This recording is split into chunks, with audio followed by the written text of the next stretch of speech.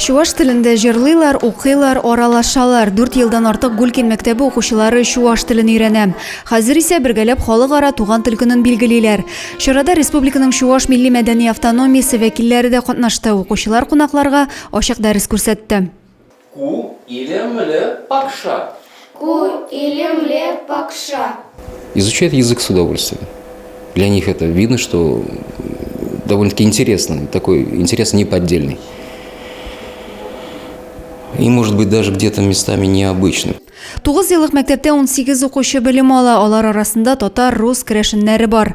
Әмма һәр кайсы чуваш телен зур кызыксыну һәм ихтирам белән өйрәнә.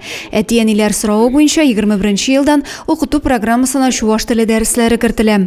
Башлангыч сыйныф укучылары өчен атнага 3 тапкыр укытылса, өлкәнрәкләре исә чуваш фольклорын өйрәнә. Я дома разговариваю с бабушкой, также с мамой, а также с папой и также с дедушкой. Мне очень нравится с ними разговаривать на чувашском языке, и они со мной. У меня бабушка с дедушкой разговаривают на чувашском языке.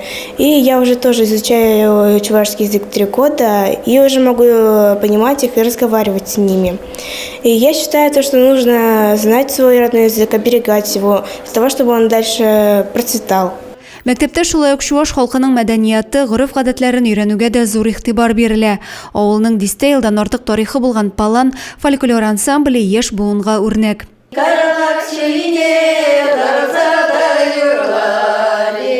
Я хочу, чтобы вот здесь вот эти очаги не потухли. Предки наши, чтобы радовались.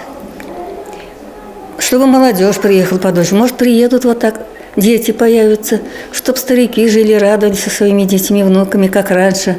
Бар күңелен биреп телне, гореф-гадәтләрне өйрәнүчеләр булганда, Гулькин кебек кечкенә авыллар да югалмас дип ышанабыз. Адилә Борханова, Максим Майоров, Александр Тимофеев, Зей хәбәрләре.